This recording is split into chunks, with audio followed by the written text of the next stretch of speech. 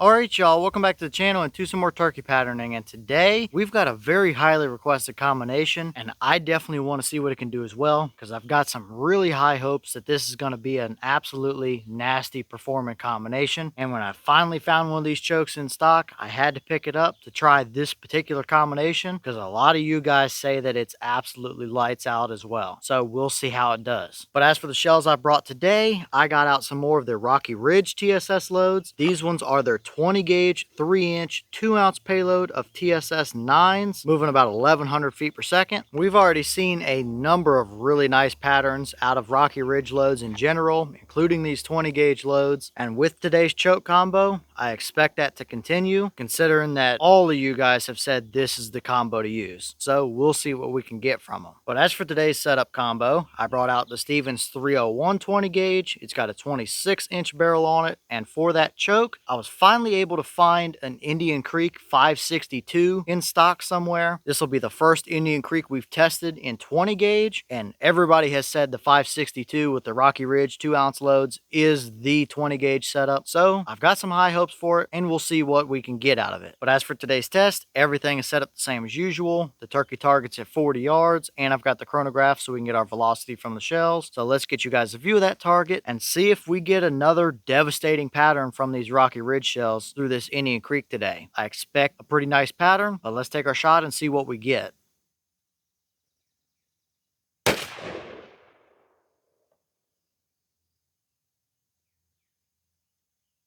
Alright, so that shell gave us 1173 through the chrono. They're claiming 1100, but we typically do see a little bit above the 1100 claim. So from a 26-inch barrel, plus a little bit of choke sticking out of the end there, that does make sense, and it's not too far out of the realm of what we have been seeing from them. So looking fine for a velocity up here from a pretty hot loaded shell. But how did they actually pattern down there at 40? Let's go check it out and see.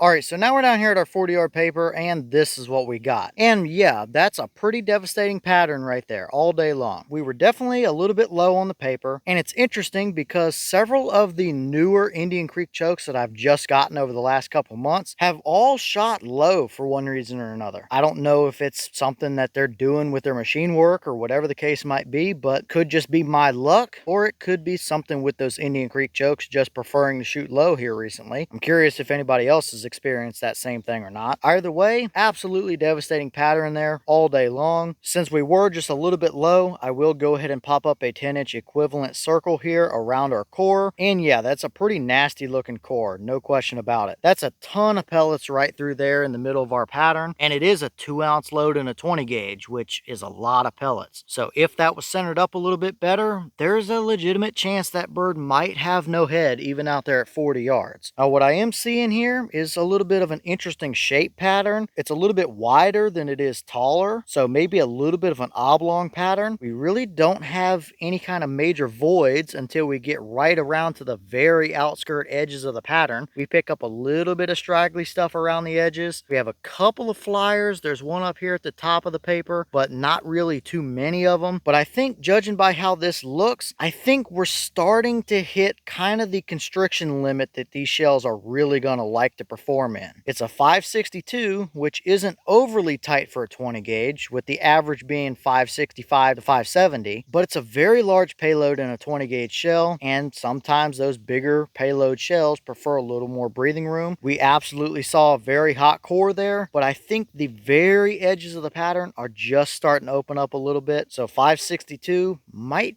be about the limit for what these really like before we start going the other way as far as the edges go and blowing them out a little bit. Is this a devastating pattern? Yes, absolutely it is. I would not hesitate to hunt with that in the slightest. However, I do think that we have seen a little bit tighter of a pattern out of these shells as well so far. So there's no doubt about it that that Indian Creek 562 is a great performer with these. But I would have thought we would have had a little bit tighter of a pattern and cleaned up some of those edges just the slightest little bit better. And sure, I'm getting a little bit nitpicky with that really, because that is a super impressive pattern. But we're talking about a pretty expensive shell and choke combination here, so we can get a little bit picky with it. Either way, definitely not a disappointment by any stretch of the imagination, but I think surprisingly enough, we might have seen a touch better from these shells before through a little bit more open of a choke as well. So definitely some pretty interesting results here today.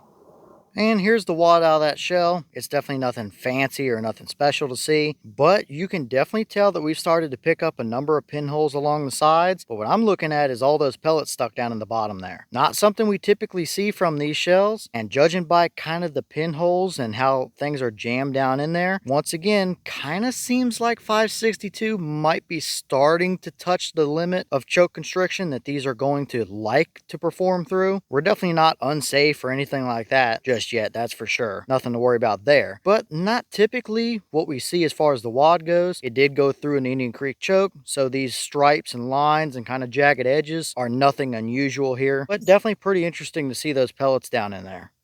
All right, y'all. Well, what did you think about that result right there? That's definitely a very devastating pattern, no doubt about it. If it was a little bit higher on the paper, it would probably look a little more impressive through the video here. But still, I would not hesitate in the slightest to turkey hunt with that combination. And I'd say that the people that really wanted to see this 562 Indian Creek with those Rocky Ridge shells are pretty much correct. It is a pretty nice performing combination, without a doubt. I expected it to look pretty good, but I will say I didn't expect some of those little straggly edges to make it kind of an oblong pattern. I thought it would have been a little bit more of an even or more circular pattern. Now, of course, we're kind of nitpicking a little bit at that point because that's still a great pattern, no doubt about it. But I do think we might have seen a little bit better in some of our previous testing with them. And when I say a little bit, I mean maybe just a slight bit cleaner around the very far edges of the pattern. Not anything major, but when we're talking about expensive shells and chokes, I think we can be a little bit picky about it sometimes. But still, not a terrible pattern by any means. But leave all your thoughts down below. Is that about what you expected to see? Were you a little surprised one way or the other? Have you tested any of those Rocky Ridge 20 gauge shells or an Indian Creek 562 choke? And if so, what kind of results have you seen? Is that a pattern or a combination that you would hunt with? Or would you still want to see the very outskirt edges cleaned up a little bit more, or maybe a little bit tighter of a pattern or more open of a pattern? And maybe what other shells and or choke combos do you want to see with either those Rocky Ridge 2-ounce loads or that 562 Indian Creek? Let me know all that down below. But with that being said, I've got some more testing to get done for you guys, so I'm going to get back to it. As always, we have the channel Instagram as well as the mailbox where you can send stuff if you'd like. All that information will be in the description if you're interested in it, but I'm going to get back to it, so I'll see y'all in the next one.